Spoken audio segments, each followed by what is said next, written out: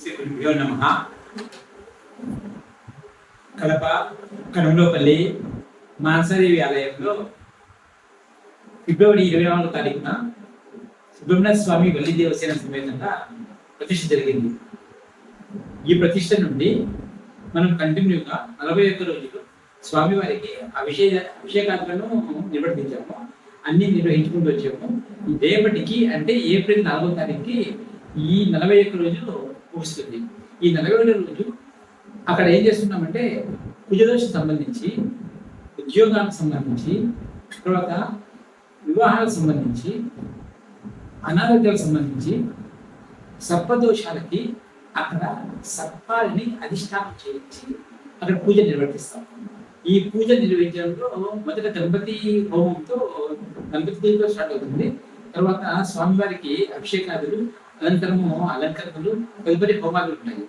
వీటి కడప సరౌండింగ్ లో ఉన్న వాళ్ళంతా దాదాపుగా ఈ పూజా కార్యక్రమానికి అటెండ్ అయ్యి స్వామివారి కృపకు పాత్రవుతారు. అక్కడే ఉదయం 6 గంటల నుంచి పూజా కార్యక్రమాలు మొదలవుతాయి. మధ్యాహ్నం 1 గంటల వరకు ఉంటాయి. ఒకవేళ ఈ షుగర్ పేషెంట్స్ కానీ, బీపీ పేషెంట్స్ కానీ అలా ఉన్నవాళ్ళు పొద్దున్నే అల్పాహారాన్ని కూడా తెచ్చుకోండి. ఎందుకంటే అక్కడ మధ్యలో అల్పాహారం ఇవ్వడానికి అవకాశం ఉంటుంది. ఏకంగా అన్నప్రసాద వితరణ మాత్రమే ఉంటుంది. కనుక అందరూ ఈ కార్యక్రమానికి అటెండ్ అయ్యి దగ్గరలో ఉన్న వాళ్ళు దాదాపుగా ఈ కార్యక్రమానికి స్వామివారి కృపకు పాత్రలు కండి. సకల సర్పదోషాలకి ఇక్కడ సర్పదోషాలను తగ్గించడానికి ఇక్కడ చేసే హోమాదులు కావచ్చు, అభిషేకాలు కావచ్చు, అది ప్రతి మంగళ, శుక్ర, ఆదివారాలు జరుగుతూ ఉంటాయి.